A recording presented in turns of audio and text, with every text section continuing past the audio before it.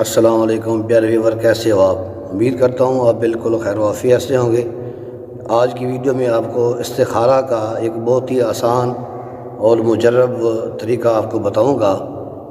Video کو چھوڑ کے مت جائیے گا، پوری ویڈیو دیکھیں گے، انشاءاللہ آپ کو فائدہ ہوگا۔ اگر آپ چینل پر نیو ہیں تو چینل کو سبسکرائب کر لیں تاکہ ہر آنے والی ویڈیو سب سے پہلے آپ کے پاس پہنچے۔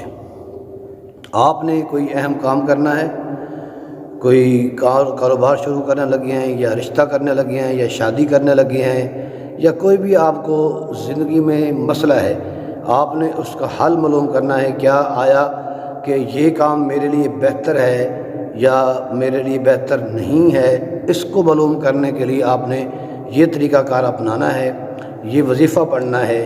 انشاءاللہ آپ کو خواب کی صورت میں پتہ چل جائے گا۔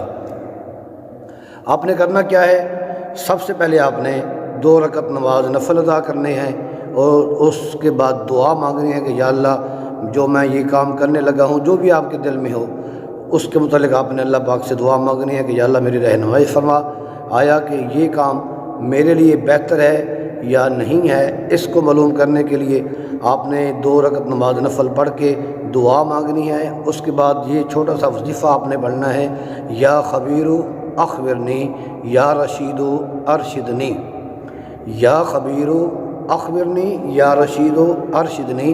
یہ وظیفہ آپ نے 505 مرتبہ پڑھنا ہے۔ پڑھنے کے بعد اس کو کسی بھی سیاہی سے کاغذ پر لکھ کر اپنے تکیے میں رکھ کے آپ نے سو جانا ہے، اور خواب میں ایک روح آئے گی، آپ نے اس سے ڈرنا نہیں ہے، اس کا کام آپ کو ڈرانا نہیں ہے، صرف آپ کو مطلع کرنا ہے، آپ کو اطلاع دینی ہے کہ آپ کا کام بہتر ہے یا نہیں ہے۔ تو آپ نے پریشان نہیں ہونا، خواب میں آپ کو انشاءاللہ وہ روح آ کے آپ کو پوری بات جو آپ کے حق میں ہوگی وہ آپ کو بتا دے گی۔ بہت ہی آسان وظیفہ ہے، اس کو آپ آزمائیں، انشاءاللہ دعاؤں میں یاد رکھیں۔ اگر آپ کو ویڈیو اچھی لگی ہے تو لائک اور شیئر کر دیں تاکہ ہر مسلمان کا فائدہ ہو۔ پھر ملتے ہیں نیکسٹ ویڈیو میں۔ السلام علیکم۔